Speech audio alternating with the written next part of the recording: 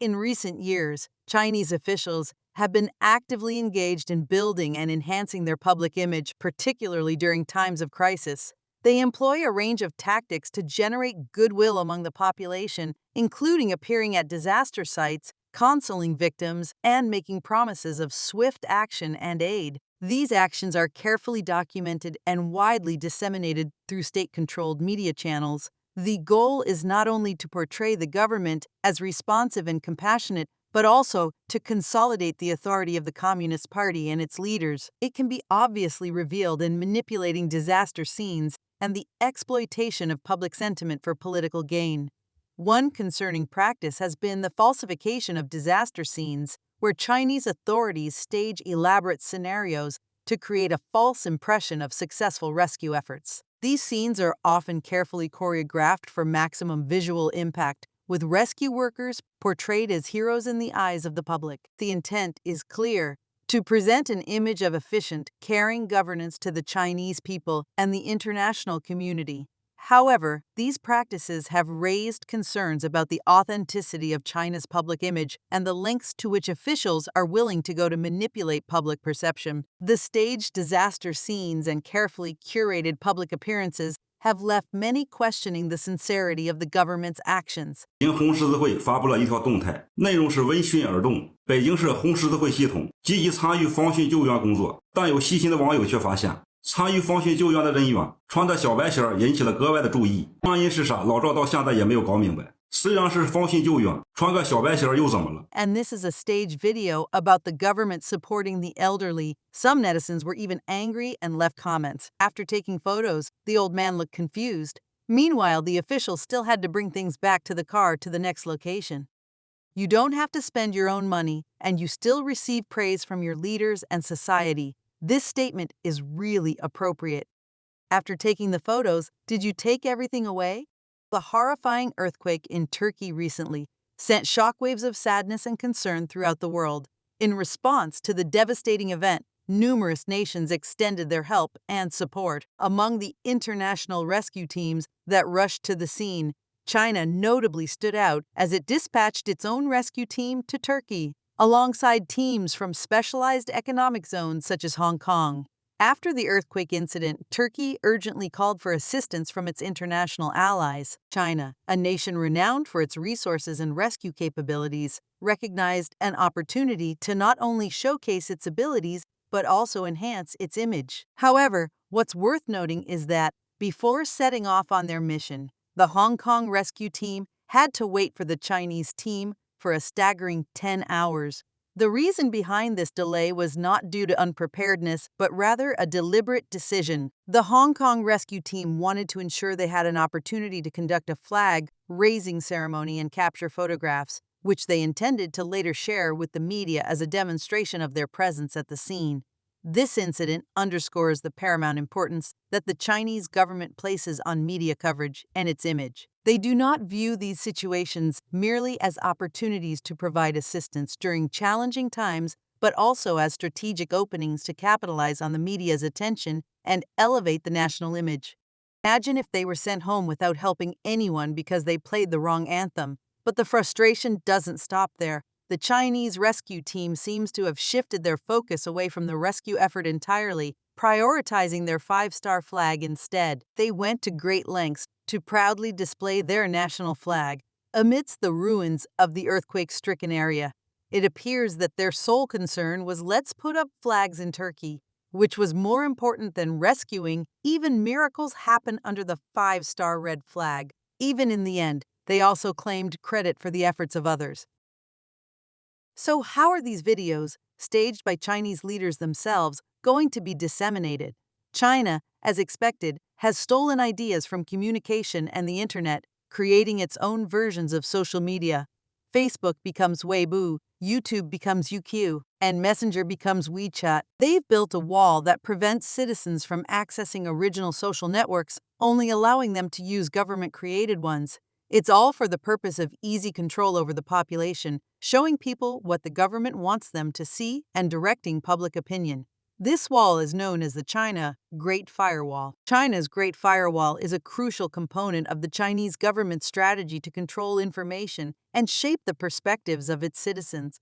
By implementing measures to cut off or restrict access to international websites and social media platforms, China severely limits its citizens' access to information from the outside world.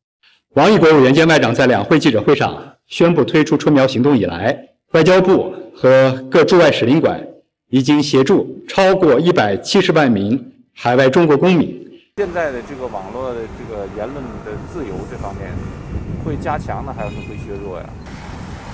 那没办法，反正咱中国体制就是这样，它就是一个这样的一个形式。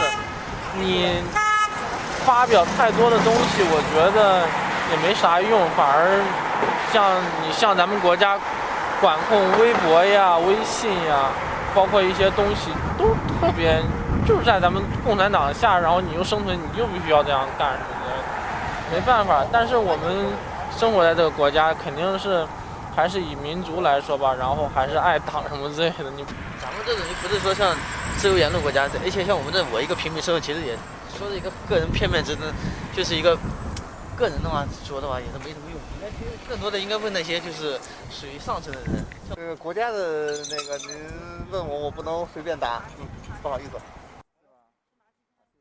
The Huawei incident stands as a prominent example of how China employs economic and technological means to infiltrate, seize critical information, and intellectual property. This organization underscores China's market dominance and global information control by utilizing its devices and technology to steal information pertaining to its world domination plans within the realms of technology and communications. However, what's of utmost significance is how China manipulates the media to infiltrate and steer its own populace. By closely monitoring online content, removing information inconsistent with the government's political agenda, and implementing keyword filters to restrict the spread of sensitive information, the Chinese government has created its own media environment where its citizens find it exceedingly difficult to convey and access diverse information from the world beyond. This results in Chinese citizens often lacking the opportunity to encounter opposing viewpoints and information, leading to a significant infringement on the rights of free information and free speech. In late August 2023, towards the conclusion of a joint press conference with Australia's Deputy Prime Minister, Philippine Defense Secretary Gibo Teodoro couldn't help but address a growing concern: the relentless stream of disinformation propagated by China. Clearly perturbed by what he perceived as a deliberate attempt to manipulate public opinion, Teodoro delivered a stern message to the public, urging them not to be taken in by China's propaganda. Speaking in Filipino, Teodoro highlighted a recent incident where false information had been disseminated, alleging a promise or a gentleman's agreement to remove the BRP Sierra Madre from Ayungin Shoal. He cautioned against overreacting to such fabrications, recognizing that doing so would only play into the hands of those disseminating this misinformation. While Teodoro did not say where the propaganda originated, it only takes a cursory search to find out that a few weeks ago, China reiterated a claim that the Philippines promised to remove the World War II-era ship from Ayungin Shoal in the West Philippine Sea. Right now rusted and dilapidated, it serves as the Philippines' outpost. It's also become a flashpoint for China's unrelenting aggressive moves in the West Philippine Sea. In early August, a Philippine resupply mission for BRP Sierra Madre was harassed and blocked by the China Coast Guard and Chinese military militia vessels. The resupply mission was eventually completed on August 22, but not without China's repeated attempts to still block Philippine vessels. Teodoro's frustration was emblematic of a broader international sentiment, a growing wariness and disappointment in China's tactics. The world had watched as China, seemingly unapologetic, utilized its extensive media apparatus to craft narratives that suited its interests. This disinformation campaign was not limited to its domestic audience, but extended to international relations, leaving even trusted allies and friends wary of its intentions. As Teodoro's words resonated beyond the confines of that press conference, they underscored the duplicitous nature of China's information warfare. It was a reminder that amidst diplomacy and cooperation, one must remain vigilant against the sly machinations of a global power whose ambitions seem to know no bounds. China's Great Firewall goes so far as to control every user's behavior, denying citizens the right to expose the truth about the government. It even classifies user accounts based on their level of expression on the platforms they participate in. There is no freedom of speech left here. Xu Xiaodong, also known as the Mad Dog, is a prominent MMA fighter in China, yet he is widely disliked and disrespected in the country's history of MMA. He faced censorship and was demoted to a lower-class citizen for attempting to expose fake martial arts practitioners who were exploiting people. In China, traditional values held sway, and MMA had not gained popularity. Xu believed MMA was the most effective form of combat and wanted to prove it. In 2017, Xu challenged a traditional martial artist, Mr. Wei, to prove the superiority of martial arts over MMA. The resulting bare-knuckle fight lasted less than 20 seconds, with Xu emerging victorious.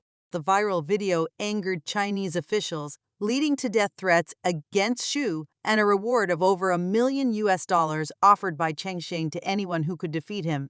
Despite the backlash, Xu continued to challenge self-proclaimed Tai Chi masters and achieve success. In 2019, he was sued by a Tai Chi grandmaster named Shen for defamation. Xu was ordered to pay damages, apologize on social media for 7 days, and had his social credit rating lowered, limiting his ability to travel and make certain transactions. China's social credit system rates individuals by class, affecting their access to various services and opportunities. Xu's efforts to expose fake martial arts led to his low social credit rating. To fight the Tai Chi grandmaster, he had to wear clown makeup to hide his identity and use a pseudonym. Xu now uploads YouTube videos discussing fights and monologues, but he faces challenges in sharing his content due to China's internet censorship. The China Great Firewall's strict control over internet content highlights the extent of the Chinese government's efforts to curb freedom of speech. This authoritarian approach extends to silencing dissenting voices online. Now let's explore the 50 Cent Party, a group of online commentators and propagandists tasked with shaping narratives, manipulating public opinion, and countering dissent. The 50 Cent Party is actively employed by the Chinese Communist Party with a different agenda, but also connected to China's information control. These individuals are hired by the CCP government as online commentators and are compensated with half a Chinese yuan per comment. They serve a political purpose, functioning like a temporarily organized army. Only the organizers at the top of the CCP propaganda hierarchy receive formal payment, while lower-level members work as temporary employees without benefits. Tibetan protesters in Moscow demonstrated against China's claim over Tibet and mocked the 50 Cent Party for concealing the truth from the Communist Party. The protesters, passionate about Tibetan independence and human rights, gathered to voice their dissent. They criticized China's occupation of Tibet,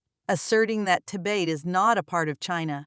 Additionally, they highlighted the role of the 50 Cent Party, known for manipulating online discussions to serve the Communist Party's agenda. By staging this protest, Tibetans in Moscow aimed to raise global awareness of the Tibet issue and condemn China's actions in the region. Prominent Chinese blogger Iwan Lam, based in Hong Kong, sheds light on how the Chinese government manipulates and censors online opinions through an army of 50 Cent commentators, some of whom are now operating on Twitter. Lu Lipeng, who spent a decade working in the Chinese internet censorship industry, reflects on his past experiences with regret and a determination to resist the oppressive system. While at ByteDance, Lee noticed the company favored politically trustworthy recruits, particularly Communist Party members.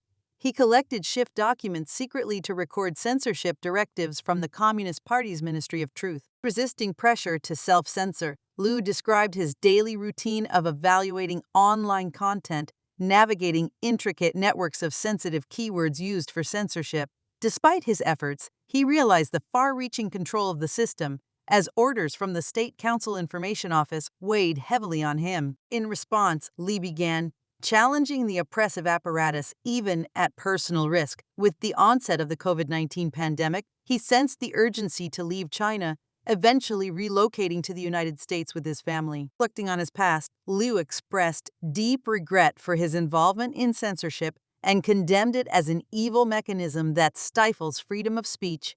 He called for an end to censorship and urged people to steadfastly defend their freedom, recognizing the ease with which it could slip away if not continually safeguarded. China's manipulation of information through its state-controlled media, both domestically and internationally, is so pathetic, truly despicable.